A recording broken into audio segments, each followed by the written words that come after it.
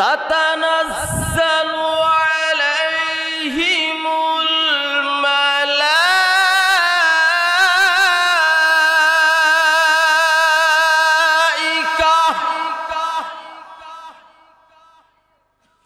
আমার আল্লাহ তাদের জন্য আসমান থেকে আমার আল্লাহ পাঠাইয়া দেয়। শুধু পাঠাইয়া দিয়েই শেষ নয়, তাদের জন্য কেমন সুসংবাদ। আল্লাহ তাখাফু, সুসংবাদ শুনিয়া নাও। আল্লাহ তাখাফু,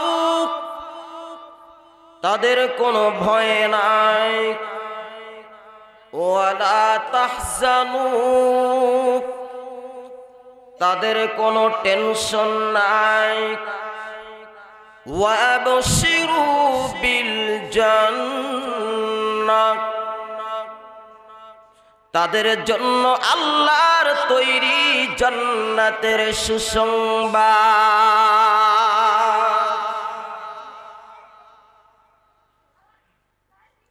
তাদের জন্য আল্লাহর তৈরি জান্নাতের সুসংবাদ। ওয়াবশিরু বিল জান্নাতিল্লাতী কুনতুম তুআদুন।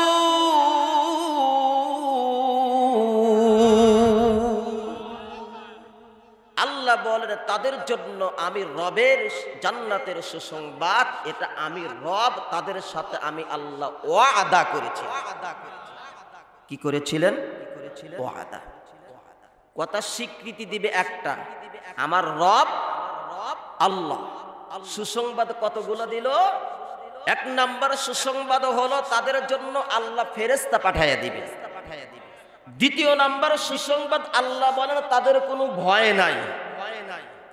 তৃতীয় নাম্বার সুসংবাদ তাদের কোনো চিন্তা নাই। চতুর্থ নাম্বার সুসংবাদ হলো তাদের জন্য জান্নাতের সুসংবাদ। পঞ্চম নাম্বার সুসংবাদ হলো আল্লাহ বলেন আমি আল্লাহ এটা ওয়াদা করেছি। সুবহানাল্লাহ আসতে হয় কেন? খিচুড়ির প্যাকেট বড় দিলে সুবহানাল্লাহ জোরে হবে নাকি? হ্যাঁ, তাহলে আসুন, আমি যে আয়াতে কারিমা তেলাওয়াত করেছি আপনারা অন্তত পক্ষে এতটুকু স্মরণ রাখতে পারবেন তো? পারবেন না? যারা এই কথা স্বীকৃতি দিবে আমাদের রবকে আল্লাহ, তাদের জন্য এক নাম্বার সুসংবাদ কি? আল্লাহর পক্ষ থেকে ফেরেশতা আল্লাহ পাঠাইয়া দিবে। দ্বিতীয় নাম্বার তাদের কোনো ভয় নাই। তৃতীয় নাম্বার তাদের কোনো চিন্তা নাই। চতুর্থ নাম্বার জান্নাতের সুসংবাদ। পঞ্চম নাম্বার কি? এটা আল্লাহর দেওয়া ওয়াদা। তাহলে এবার চিন্তা করে দেখুন, যে আয়াতে কারিমা তেলাওয়াত করলাম আপনাদেরকে তরজমা বঙ্গানুবাদ শুনাইলাম, যদিও বলতে সময় লাগছে কম, অল্প সময়, কিন্তু এর তাৎপর্য অনেক অনেক বেশি। আসুন এই আয়াতে কারিমার ব্যাখ্যা করেছেন আল্লাহর নবীর চারজন সাহাবী। অনেক সাহাবায়ে কেরাম করেছেন, চারজন সাহাবীর নাম বলি।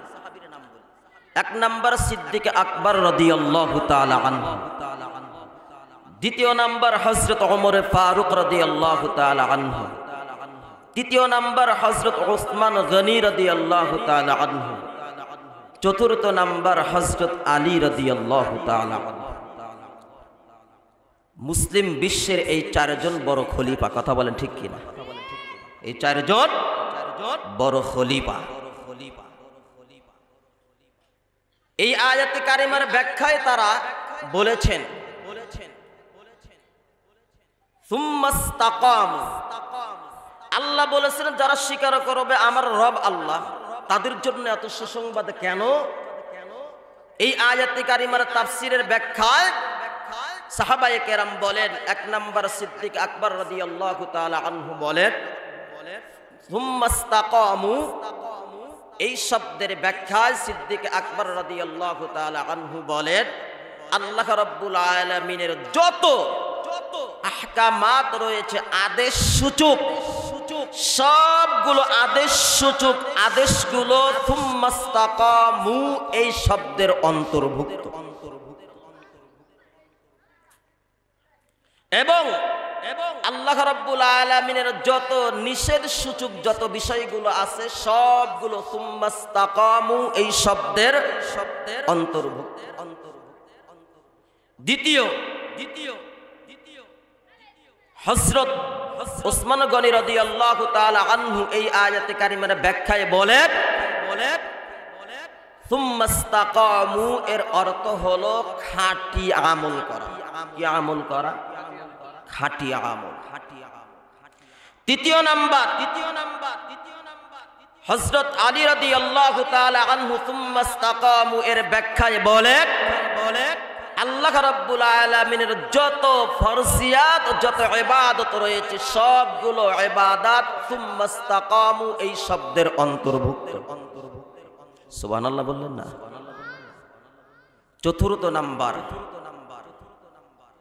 হযরত ওমর ফারুক রাদিয়াল্লাহু তাআলা আনহু বলেন আল্লাহ রাব্বুল আলামিনের যত আহকামাত রয়েছে আদেশ সূচক সবগুলো এর অন্তর্ভুক্ত এবং নিষেধ সূচক যত শব্দগুলো আছে আহকামাত বিধানগুলো আছে সেগুলোও এর অন্তর্ভুক্ত। এর পাশাপাশি ওমর ফারুক রাদিয়াল্লাহু তাআলা আনহু আরো শব্দ বাড়াইয়া বলেন শ্রীগালের মতো এদিক সেদিক না তাকাইয়া এদিক সেদিক কর্ণপাত না করে ইসলামের বিধান আল্লাহর হুকুম নবীর তরিকা অনুযায়ী আমল করাও তুম্মাস্তাকামু এই শব্দের অন্তর্ভুক্ত। সুবহানাল্লাহ বলবেন না? মুসলিম বিশ্বের দ্বিতীয় খলিফা হযরত ওমর রাদিয়াল্লাহু তাআলা আনহু তার কথাটা আমি 4 নম্বরে কেন আনলাম এর কারণ ভালো করে বোঝার চেষ্টা করবে। ওমর ফারুক রাদিয়াল্লাহু তাআলা আনহু যেই শব্দ অ্যাড করেছেন শ্রীগালের মতো এদিক সেদিক না তাকাইয়া আল্লাহর বিধান নবীর তরিকা অনুযায়ী আমল করা সুম্মাস্তাকামু এর অন্তর্ভুক্ত। শ্রীগাল এমন একটা প্রাণী রাস্তা দিয়ে যখন বের হয় দেখবেন শুধু এদিক আর সেদিক তাকায়। শ্রীগাল চেনেন তো? আমরা শিয়াল বলি, শুদ্ধ ভাষা হলো শ্রীগাল, বইয়ের ভাষা। কথা বলেন। শিয়াল যখন রাস্তায় বের হয় দেখবেন শুধু এদিক সেদিক তাকায়। তাকায় কি তাকায় না? হ্যাঁ তাকায়। আর যদি মুরগি ধরার জন্য যায় তাহলে তো কথাই না। কেন? নবীর সাহাবী হযরত ওমর রাদিয়াল্লাহু তাআলা আনহু এই শব্দটা অ্যাড করলেন। আমাদের সমাজের মধ্যে আমরা মুসলিম মুসলমান, এরপরেও আমাদের মধ্যে অনেক আছে মুসলমানদের সংস্কৃতি ভালো লাগে না, হিন্দুদের সংস্কৃতি ভালো লাগে। জবান খুলে বলতে হবে। আমরা মুসলিম, আমাদের মুসলমানের সংস্কৃতি ভালো লাগে না, খ্রিস্টানদের সংস্কৃতি ভালো লাগে। কথা বলেন না কেন? আমরা মুসলিম, মুসলমানদের সংস্কৃতি ভালো লাগে না। বৌদ্ধদের বৌদ্ধ পূর্ণিমার অনুষ্ঠান না গেলে আমাদের ভালো লাগে না। শ্রীগালের স্বভাব আছে না না? কথা বলেন। মুসলমান কিন্তু মুসলমান হয়েও দুর্গা পূজায় না গেলে, মুসলমান হয়ে দুর্গা পূজায় না গেলে হিন্দুদের পূজা জমে না। কথা বলেন না কেন? সেই আল্লাহর নবীর সাহাবী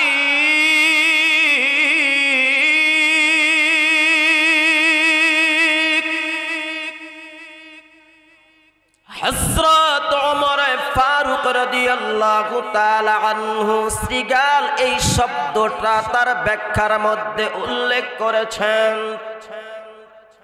এবার আমি জানতে চাই নবীর সাহাবী হযরত ওমর গরম সাহাবী নাকি নরম সাহাবী? কত গরম? হ্যাঁ, মুসলমানি বান্দা কথাগুলো দিল দিয়ে শোনো রে ভাই। এই জাবিরপুর কাসিমুল উলুম কওমিয়া মাদ্রাসা,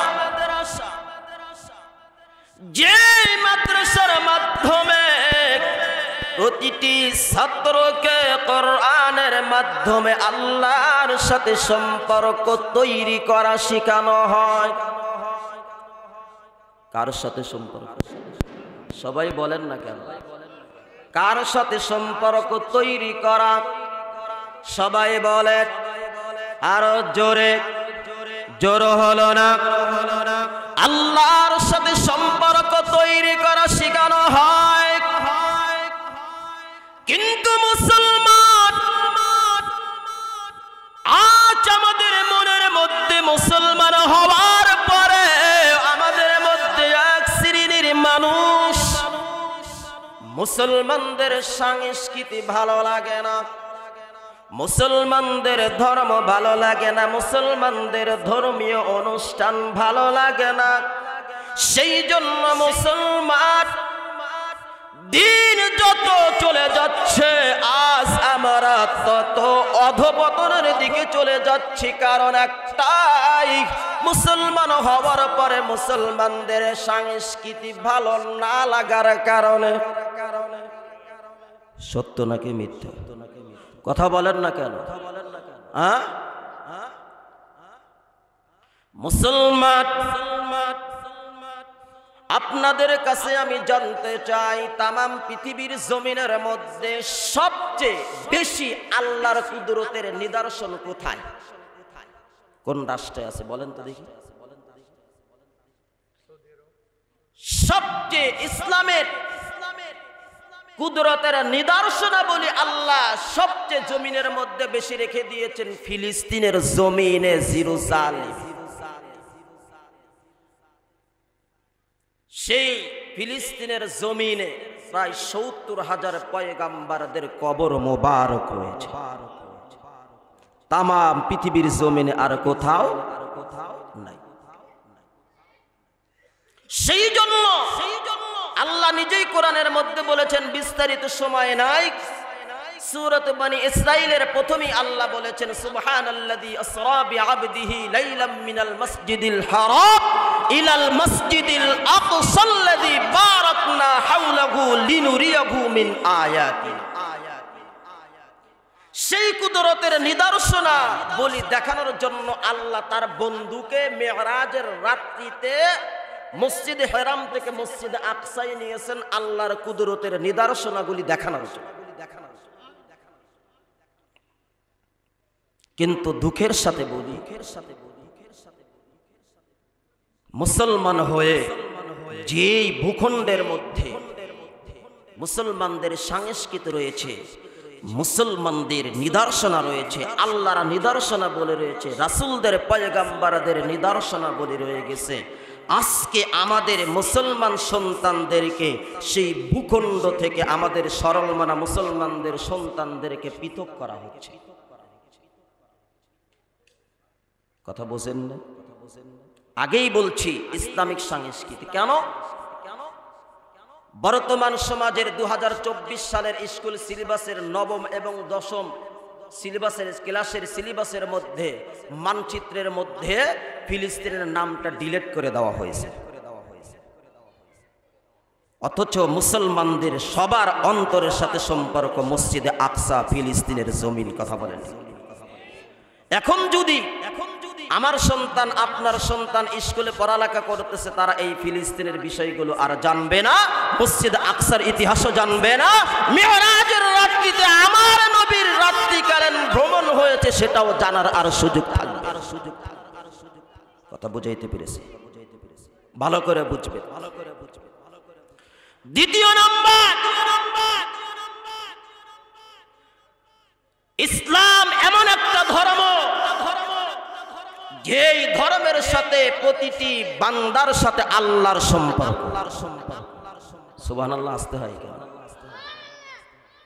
অথচ এই কোরআনের সংস্কৃতির উপরে আর কোন সংস্কৃতি নাই।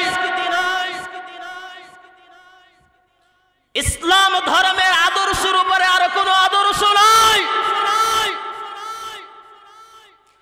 আজ বর্তমান সময়ের মধ্যে 23 এবং 24 সালের সিলেবাসের মধ্যে প্রতিটি স্কুল সিলেবাসের মধ্যে আলিয়া মাদ্রাসার সিলেবাসের মধ্যেও হিন্দুত্ববাদীর মতবাদগুলো, নাস্তিকবাদীদের মতবাদগুলো ঢুকাইয়া আমাদের সন্তানদেরকে নাস্তিক বানানোর পায় তারা চলতেছে। মুসলমান আজ শুধু ওলামায়ে কেরাম সোচ্চার হলে চলবে না।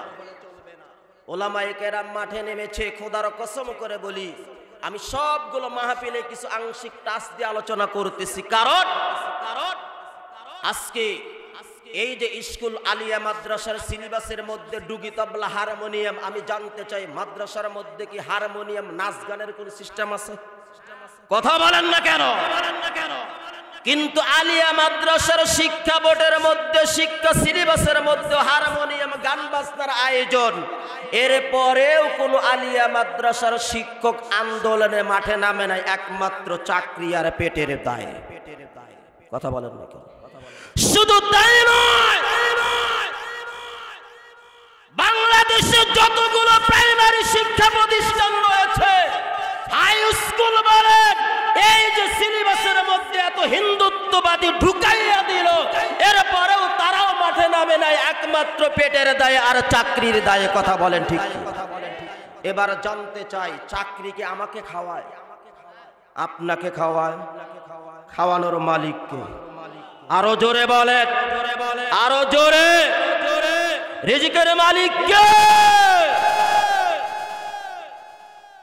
এক কথায় যেই দল করুক না কেন, কিন্তু আমাদের পরিচয় একটাই, আমি মুসলিম। সবাই বলেন না কেন? আমাদের পরিচয় কি? আমি যে সৌদি আরব যাই, আমি যদি পরিচয় দিতে চাই, আমাকে জিজ্ঞাসা করলে কি বলবো? আমি মুসলিম। আপনি গেলে আপনিও বলবেন মুসলিম। কথা বলেন ঠিক কি? সেখানে গিয়ে কি পরিচয় দেওয়া যাবে? আমি মুফতি সাহেব, আমি বক্তা, আমি এই দল করি, ওই দল করি, এই পরিচয় চলবে?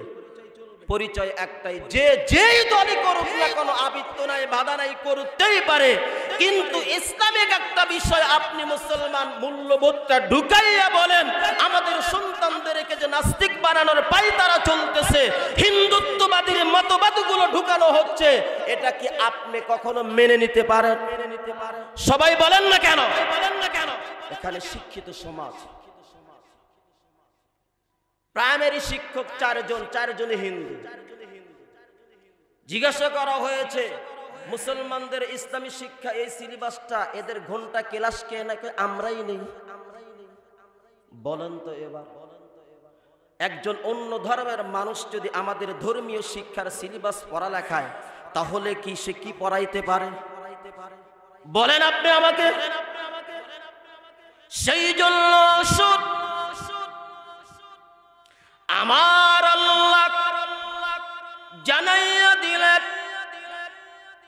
রব্বুল আল্লাহ, যারা স্বীকার করবে আমাদের রব হলেন আল্লাহ। সবাই বলেন আমাদের রব কে? আল্লাহ। সুম্মাস্তাকামু, এই কথার উপরে অটল থাকবে। সেই জন্য মুসলিম বিশ্বের চারজন, আমি খলিফার কথা আলোচনা করেছি, ইসলাম বিশ্বের চারজন সাহাবীর তাফসীর নিয়ে আলোচনা করতেছি, সাধারণ কোনো কথা নয়। সেই জন্য ওমর ফারুক রাদিয়াল্লাহু তাআলা আনহু বলেছেন, মুসলমান হওয়ার পরেও যদি তোমার ইসলামিক সংস্কৃতি ভালো না লাগে, হিন্দুত্ববাদী মতবাদ ভালো লাগে, তাহলে তুমি দুনিয়াতে পরিচয় দিতে পারো মুসলিম, কিন্তু আল্লাহর আদালতে নয়। কার আদালতে নয়? মুসলমান কথাগুলো দিল দিয়ে শোনো রে ভাই। সেই জন্য মাদ্রাসার মাধ্যমে, কোরআন তেলাওয়াতের মাধ্যমে আল্লাহর সাথে সম্পর্ক হয় কার সাথে? সবাই বলেন না কেন? কার সাথে সম্পর্ক? আল্লাহর সাথে। মুসলমানি বান্দা কথাগুলো দিল দিয়ে শুনুন। আমাদের সমাজের মধ্যে বর্তমান আমি বিষয়গুলো নিয়ে আলোচনা করলে অনেকের মাথা ব্যথা হবে, কিন্তু মুসলমান কথাগুলো শুনতে হবে। হয়তো গ্রাম অঞ্চলের মানুষ এত ঘাটাঘাটি করে না, এত পড়ালেখাও করে না, গবেষণাও করে না, রিসার্চ করে না, যার কারণে মূল বিষয়গুলোও জানে না। কথাগুলো শুনতে হবে রে ভাই। যে জাতি শিক্ষার দিকে যত উন্নত, ওই জাতি তত রাষ্ট্রীয়ভাবেও তত উন্নত। শিক্ষা যত উন্নত, ওই জাতিও তত উন্নত। অথচ আমাদের দেশ আর শিক্ষা নেই। কেমন? আপনি তাকান, যারা জেনারেল বিষয়ে স্কুল কলেজ ইউনিভার্সিটিতে পড়তেছে, যারা মেধাবী ছাত্র স্টুডেন্ট, তারা দেশে থাকতেছে না, তারা উন্নত বিশ্ব লন্ডন, কানাডা, যুক্তরাষ্ট্র রাজ্যে চলে যাচ্ছে। খবর নিয়ে দেখেন, যত মেধাবী যত ছাত্র আছে ভালো রেজাল্ট করে, তাদের চিন্তা আমি আমেরিকা যাব। কি স্যার সত্য না মিথ্যা বলছি? চিন্তা একটাই, কারণ আমাদের দেশে মেধার কোনো মূল্যায়ন হয় না। বাংলাদেশে যতগুলো আন্তর্জাতিক হাফেজে কোরআন আসতেছে, প্রতি বছর 4 জন 5 জন করে আন্তর্জাতিক পুরস্কার আনতেছে, এরাও বাংলাদেশে থাকতেছে না, কারণ এদের দেশে কোনো মূল্যায়ন করা হয়। তারা যখন সৌদি আরব, দুবাই, কাতার, বাহরাইন, ওমান এই সমস্ত রাষ্ট্রে বড় বড় ইমামের পোস্ট দিয়ে 4 থেকে 5 লক্ষ টাকা বেতন দিয়ে তাদেরকে বাংলাদেশ থেকে নিয়ে যাচ্ছে, অর্থাৎ ভালো ভালো হাফেজগুলো আমাদের দেশ থেকে আমরা তাড়াই যাচ্ছি। দেশের মূল্যায়ন আমাদের দেশের মধ্যে হচ্ছে না, কারণ একটাই, আমাদের মাথার মধ্যে ওই পশ্চিমা বিশ্বের সংস্কৃতি ঢুকে গেছে। এটাই হলো মূল কারণ। সেই জন্য মুসলমান আমাদের সন্তানদেরকে ইসলামিক সংস্কৃতিগুলো শিখাইতে হবে, ঢুকাইতে হবে। এছাড়া বিকল্প কোনো ব্যবস্থা নাই দুনিয়ার জমিনে। এরকম ভাবে যত ওসি, ডিসি, ম্যাজিস্ট্রেট, ইঞ্জিনিয়ার বলে, মুসলমানি বান্দা, আমার সামনে কবর, আমার সামনে পুলসিরাত, হাসর, মিজান, কিন্তু ওই ডাক্তার কোনো কাজে আসবে না, ইঞ্জিনিয়ার কোনো কাজে আসবে না, ব্যারিস্টার কোনো কাজে আসবে না, লয়ার কোনো কাজে আসবে না, আইনজীবী কোনো কাজে আসবে না। কাজে আসবে একজন হাফেজে কোরআন। ঠিক কি? সেই জন্য আমার আল্লাহ আয়াতের মধ্যে বলেছেন, তাতানাজ্জালু আলাইহিমুল মালাইকা,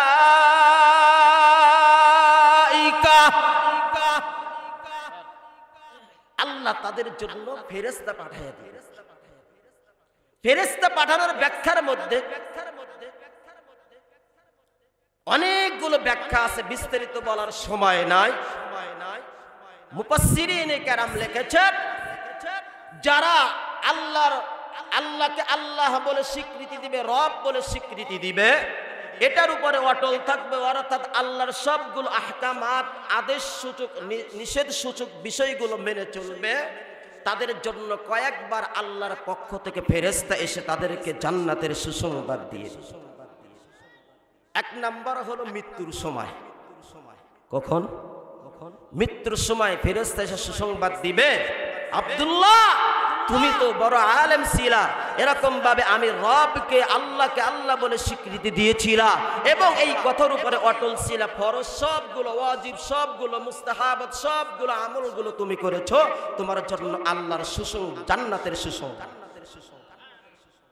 2 নাম্বার, কবরের মধ্যে আল্লাহর ফেরেশতারা এসে সুসংবাদ দিবে তুমি জান্নাতি। 3 নাম্বার, বান্দা যখন কবর থেকে উঠবে, ফুলসিরাতের পারে চলে যাবে, তখন ফেরেশতা এসে ঘোষণা দিবে তুমি জান্নাতি। বান্দা হাসরে উঠবে, এরকম ভাবে ফুলসিরাতে পাড়ি দিয়ে বান্দা হাসরের ময়দানের দিকে চলে যাবে, ফেরেশতা সুসংবাদ দিবে তুমি জান্নাতি।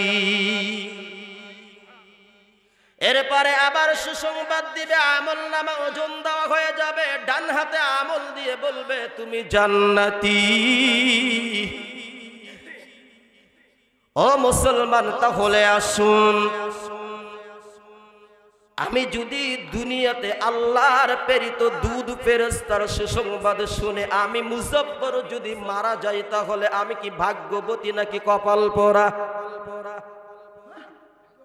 ভাগ্যবতী, ভাগ্যবান। কথা বলেন ঠিক কি না? সেই জন্য আজ আমাদের সন্তানদেরকে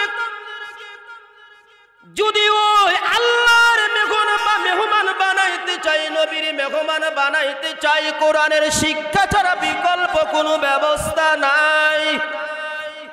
আছে? কথা বলেন না কেন? স্কুলের দিকে তাকানো, কোন শিক্ষাকে ছোট নজরে দেখার কোনো সুযোগ নাই। লাফাইয়া লাফাইয়া ব্যাংক কিভাবে লাফায় শিক্ষা দেওয়া হচ্ছে, সাইকেল কিভাবে চালায় শিক্ষা দেওয়া হয়। এগুলো শিক্ষা দেওয়া লাগে না, এমনি এমনি চলে আসে। কথা বলেন না কেন? ডিমবাজি আলু ভর্তা কিভাবে বানাইতে হয় করতে হয় শিক্ষা দেওয়া লাগে না, এমনি চলে এমনি। কথা বলেন না কেন? মা বোনদের শারীরিক গঠন কখন পরিবর্তন হয়, এমনি এমনি চলে আসে। এগুলো বই পুস্তকের মধ্যে উল্লেখ করার বিষয় নয়, উল্লেখ করলেই নির্লজ্জতার পরিচয়। কথা বলেন না কেন? সেই জন্য মুসলমান আমাদেরকে সন্তানদেরকে দ্বীনের শিক্ষায় শিক্ষিত করতে হবে। কোরআনের শিক্ষায় শিক্ষিত করা ছাড়া বিকল্প কোনো ব্যবস্থা সবাই বলেন না কেন আছে? আরো একটু ভালো করে বুঝাই, যতদিন পর্যন্ত আমাদের মাথার মধ্যে নৈতিকতা শিক্ষা না ঢুকবে, ইসলামিক মূল্যবোধ না আসবে, ততদিন পর্যন্ত আমাদের দেশে শান্তি পাওয়া যাবে না। না না, কথা বলে ঠিক। এবার আপনি তাকান, নৈতিক শিক্ষা, নৈতিক শিক্ষা বলতে কোরআন সুন্নাহর শিক্ষা বলা হয়েছে। ইসলামিক মূল্যবোধ শিক্ষা বলতে কোরআন সুন্নাহর শিক্ষা বলা হয়েছে। এখন আপনি তাকান, সুদের কারবার যারা করে, যাদের মধ্যে আছে, এদের মধ্যে কি কোনো নৈতিকতা শিক্ষা আছে? কথা বলেন না কেন? এটা বাস্তব মানচিত্র। এটা সুদের কারবার যারা করে তাদের মধ্যে কি নৈতিক শিক্ষা আছে? কথা বলেন না কেন আপনারা? যারা জিনা ব্যভিচার করে তাদের মধ্যে কি নৈতিক শিক্ষা আছে? যারা মিথ্যা কথা বলে তাদের মধ্যে কি নৈতিক শিক্ষা আছে? কথা বলেন না কেন?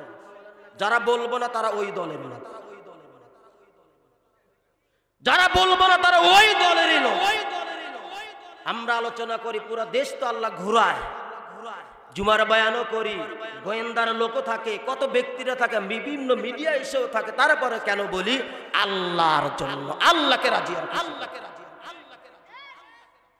গত জুমায় বলেছি, এই দেশ ৭১ যুদ্ধ হয়েছে, 49 হয়েছে, ব্রিটিশ খেদাও আন্দোলন হয়েছে।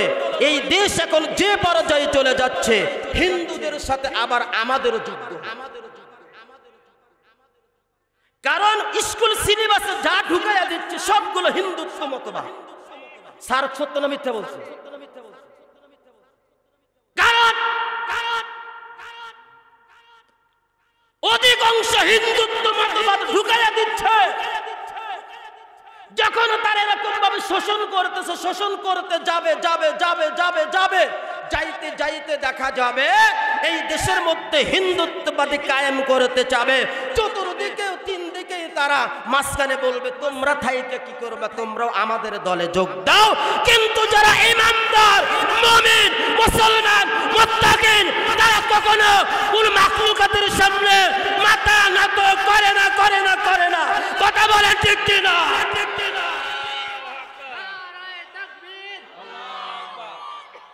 সেই জন্য মুসলমান সচেতন হন। আপনাদের মাথার মধ্যে সচেতনতা ঢুকানোর জন্যই আপনাদের খেদমতে আসছি। সেই জন্য ঈমান ঢুকান, ঈমানি বিষয়গুলো, কোরআনের বিষয়গুলো অন্তরে ঢুকান। যদি না ঢুকান, এছাড়া আল্লাহর কাছে জবাব দেওয়ার কোনো সুযোগ না। সেই জন্য দ্বীনি প্রতিষ্ঠান দরকার আছে না? সবাই বলেন আছে না নাই? শুধু ঘুমায়া থাকলে চলবে না। ফিলিস্তিনে ইসরায়েল হামলা করেছে, এটা একদিনে হয় নাই। আজ থেকে 45-48 বছর পূর্বে এরকম ফিলিস্তিনের জমিনে ইসরায়েলের কোনো বংশও ছিল না। কিন্তু তারা যখন আসছে, তারা ঘুমায়া থাকতে থাকতে আজ তারা এরকম বিস্তার লাভ করেছে। তারা যদি ওই সময় সোচ্চার হতো, এরকম ভলিয়ান কণ্ঠে ঈমানকে সামনে রেখে মাঠে নামতো, আজকে ফিলিস্তিনের জমিনে ইসরায়েলিরা কখনো মাথা চারা দিয়ে উঠতে পারতো না। সেজন্য আমাদের ঘুমায়া থাকার সুযোগ নাই। ওই ফিলিস্তিন থেকে আমাদের শিক্ষা, আমরা যদি এরকম ভাবে এখন থেকে সোচ্চার হই, প্রাইমারি স্কুলের শিক্ষকেরা মাঠে নামে, আলিয়ার শিক্ষকেরা মাঠে নামে, বাংলার জনগণ মাঠে নামে, খোদার কসম আমাদের দেশে হিন্দুত্ববাদী কায়েমে করতে পারবে না, পারবে না, পারবে না। সেজন্য ঈমানকে রক্ষা, ঈমানকে রক্ষা করতে হবে। ও মুসলমান, আপনাদের হাতে ধরে পায়ে ধরে বলি, আজও জুমায় বলছি, মৃত্যুর জন্য তৈরি হয়ে যাও। মৃত্যুবরণ তো করতেই হবে, কিন্তু আল্লাহর সাথে আমি মুজফফর কি নিয়ে সাক্ষাৎ করব? আপনি কি নিয়ে সাক্ষাৎ করবেন? মৃত্যু অনিবার্য, আসবে, যেতেই হবে। আল্লাহ ডাক দিলেন, কিন্তু কি নিয়ে রবের সামনে দাঁড়াব? আপনাদের দুটি পায়ে হাত রেখে বলতেছি, দুটি পায়ে হাত রেখে বলতেছি, সুদকে ছেড়ে দেন, ঘুষকে ছেড়ে দেন, জেনা ব্যভিচার ছেড়ে দেন, চোখের গুণ ছেড়ে দেন, হাতের গুণ ছেড়ে দেন। ও মুসলমান, ও মুসলমান, মিথ্যা কথার গুণকে ছেড়ে দেন। আল্লাহর কাছে কি নিয়ে দাঁড়াবেন? আল্লাহকে কি জবাব দিবেন? সেই জন্য সব হিংসা রেষারেষি কে ভুলে গিয়ে আমাদের সবার দ্বীনি প্রতিষ্ঠানের ক্ষেত্রে ঐক্যবদ্ধ হতে হবে। যেই এলাকার শিক্ষা প্রতিষ্ঠান যত উন্নত, ওই দেশের রাস্তাঘাটে তত রাস্তাঘাট। আমি তো ঘুরে বেড়াই, দেখি তো। সেই জন্য হিংসা রেষারেষি দরকার নাই, জেদাজেদি দরকার নাই। প্রাইমারি বলেন, হাই স্কুল বলেন, স্কুল, কলেজ, ইউনিভার্সিটি বলেন, মসজিদ বলেন, কবরস্থান বলেন, ঈদগাহ মাঠ বলেন, ধর্মের সাথে যতগুলো প্রতিষ্ঠান জড়িত, এই সবগুলোর সাথে হিংসা রেষারেষি দূর করে। যদি না দেন, আল্লাহর কাছে জবাব দিবেন। সেই জন্য আসুন, আল্লাহর কাছে জবাব দেওয়ার জন্য তৈরি হয়ে যায়। আমি এলাকার মেম্বার বলি, চেয়ারম্যান বলি, ওসি বলি, ডিসি বলি, এলাকার নেতা কেতা যেই বলি, আল্লাহর কাছে তো আমার যেতেই হবে। আমি মুজফফরের যেতেই হবে। আল্লাহ যদি আমাকে ঠেকায়া দেয়, এই মুজফফর তুই আসছস, কি নিয়ে আসছস, আমি কি জবাব দেব? সেই জন্য আসুন, নবীর সাহাবী হযরত ওমর রাদিয়াল্লাহু তাআলা আনহু বলেন, যারা এরকম ভাবে মুসলমান হওয়ার পরও ইসলামিক সংস্কৃতি ভালো না লাগে, তারা হলো শ্রীগালের দল। কিসের দল? সবাই বলেন, শ্রীগালের দল। ইমানদার এরা, ইসলামিক শক্তিতে এরা বলিয়ান। কথা বলেন ঠিক? কিসের শক্তিতে? সবাই বলেন, ইতিহাস জানেন। সাদ বিন আবি ওয়াক্কাস রাদিয়াল্লাহু তাআলা আনহু আফ্রিকা জয় করেছিলেন। কেমনে গিয়েছিলেন? একমাত্র ঈমানের পাওয়ারে। কথা বলেন না কেন? এই উম্মত তো এত দামি, কথাটা দিল দিয়ে শুনবেন, আলোচনা শেষ। এই উম্মত কত দামি জানেন? না জানার কারণে আজ আমরা এত গুনাহ করতেছি। কত দামি দেখেন। আমাদের দেশের মধ্যে যারা ভিআইপি পারসন এদের হাতে সময় কম থাকে নাকি বেশি? সবাই বলেন না কেন? যেমন আমাদের দেশের রাষ্ট্রীয় পর্যায়ে সবচেয়ে দামি মানুষ হলো রাষ্ট্রপতি। কে? রাষ্ট্রপতি সবচেয়ে দামি। আর হাতে সময় কম নাকি বেশি? ঘোরাফেরা করার সময় আছে? হ্যাঁ বলেন। বাংলাদেশের সংবিধানে 4 জন ব্যক্তির নাম। 1 নম্বর রাষ্ট্রপতি, 2য় নম্বর প্রধানমন্ত্রী, 3য় নম্বর হলো প্রধান বিচারপতি, 4 নম্বর হলো স্পিকার। এই 4 জনের নাম সংবিধানে আছে। রাষ্ট্রপতি এর হাতে কি ঘোরাফেরা করার সময় আছে? সময় নাই। ভালো করে বুঝেন। কিন্তু এখনো যদি আমাদের এই এমদাদুল মাস্টারের সাথে রাষ্ট্রপতির গভীর একটা ভালোবাসার সম্পর্ক, বন্ধুর সম্পর্ক, এখন বারবার রাষ্ট্রপতিকে দাওয়াত করে, আসার সময় নাই। লাস্ট পর্যায়ে স্যার বলবে, দোস্ত আসার তো সময় নেই, অন্তত পক্ষে গরিবের ঘরে একটু পাও দিয়ে যান, একটু পাড়ায়া যান। বলে কি বলেন? কথা বলেন। বলে দোস্ত একটু পাড়ায়া যান, আপনার পদচরণ আমার বাড়িটা একটু ধন্য হোক। বলে কি বলে না? বলে। এই নবীর উম্মতের হায়াত একেবারেই কম। এই নবীর উম্মতের হায়াত, নবীর হায়াতও কম, উম্মতের হায়াতও কম।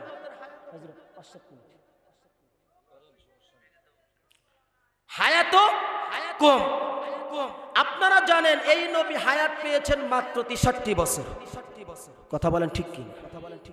অন্য অন্য নবী 1000 বছর, উম্মত 1000 বছর হায়াত।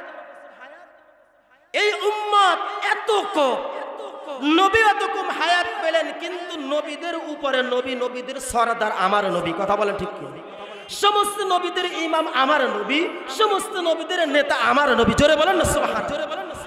এবং এই উম্মতকে আল্লাহ রাব্বুল আলামিন সমস্ত উম্মতদের লিডার বানায় পাঠিয়েছেন। শুধু তাই না, এই উম্মতকে সমস্ত পূর্বের সমস্ত নবী রাসূলদের সাক্ষী হিসেবে, সাক্ষ্যদাতা হিসেবে আল্লাহ পাঠাইছেন। 2 নম্বর আপনার প্রথম পৃষ্ঠার মধ্যেও আছে, উম্মাতাও ওয়াসাতাল লিতাকুনু শুহাদা আলান নাস। তাহলে আসুন, নবীকে এত ভিআইপি নবী বানাইলেন, উম্মতকে এত ভিআইপি উম্মত বানাইলেন, এত দামি বানাইলেন, কিন্তু এই অল্প বয়স দিয়ে উম্মতকে পাঠাইলেন। সমস্ত নবী রাসূলদের উম্মতদের আগে জান্নাতে চলে যাবেন আপনারা, আমরা জান্নাতে যাব। এটা কিভাবে? আল্লাহ বলেন, আমি আল্লাহ আমার বন্ধুকেও যত দামি বানাইছি, তার উম্মতদেরকেও তত দামি বানাইছি। আমি আল্লাহ এই বন্ধুর মাধ্যমে আরশ, কলম, লৌহে, কুরসি সবকিছু বন্ধুর পদচারণে ধন্য করেছি। সেই জন্য এই বন্ধুকে ভিআইপি, দামি নবী, দামি নবী, ভিআইপি নবী, সেই নবীকে দুনিয়ার জমিনে শুধু একটু পদচারণের জন্য আমি আল্লাহ দুনিয়াতে পাঠাইছি। শুধু পদচরিত্র খুঁজে আসবে, একটু পাড়ায় আসবো, একটু হাইটে আসবে। কারণ ওই 1000 বছরের তুলনায় 63 বছর, এটা তো হাইটে আসার মতোই। কথা বলেন না কেন? হাইটে আসবে। সেই জন্য এই উম্মতকে হায়াত কম দিয়া আল্লাহ পাঠাইয়া দিলেন, শুধু একটু হাইটে আসবা। কারণ আমি আল্লাহ তোমাদের নবীকেও দামি বানাইছি, তোমাদেরকেও দামি বানাইছি, তোমরা ভিআইপি। সেই জন্য আল্লাহ কেন ভিআইপি বানাইছেন? আল্লাহ আমাদের জন্য কিছু রাত্রি দিয়েছেন, কিছু দিন দিয়েছেন, কিছু মাস দিয়েছেন, কিছু সময় দিয়েছেন, যেই সময় ইবাদত করলে বান্দা 1000 বছরের চেয়েও ইবাদতের বেশি সওয়াব, ফজিলত তাদের আমলনামায় আল্লাহ দান করেন। সেই জন্য আমাদের সামনে নিসফে শাবান আমরা ইবাদত করব। নিসফে শাবান সম্পর্কে 25 জন সহিহ, 25 জন মুতাওয়াতির riwayaতের মাধ্যমে সাহাবায়ে কেরাম থেকে হাদিস বর্ণিত হয়েছে। সেই জন্য নিসফে শাবানের ফজিলত করে আমরা 1000 মাসের ইবাদত কায়েম করব, আদায় করব। এরকম কদর সহ, আরাফার দিন সহ, ওই ওই 10 দিন আরব জিলহজ মাসের 10 দিন এরকম দিনগুলো মাসগুলো রাত্রিগুলোর কারণে এই উম্মতকে আল্লাহ দামি বানাইছেন। সেই জন্য আমি আপনাদের খেদমতে অল্প কিছু কথা বললাম। আল্লাহ তাআলা যেন আমাদের সবাইকে আমল করে আল্লাহ তাআলাকে রাজি এবং খুশি করার তৌফিক দান করেন। সবাই বলি আমিন আমিন। ওয়া মা তৌফিক ইল্লা বিল্লাহ। আসসালামু আলাইকুম ওয়া রাহমাতুল্লাহি ওয়া বারাকাতুহু।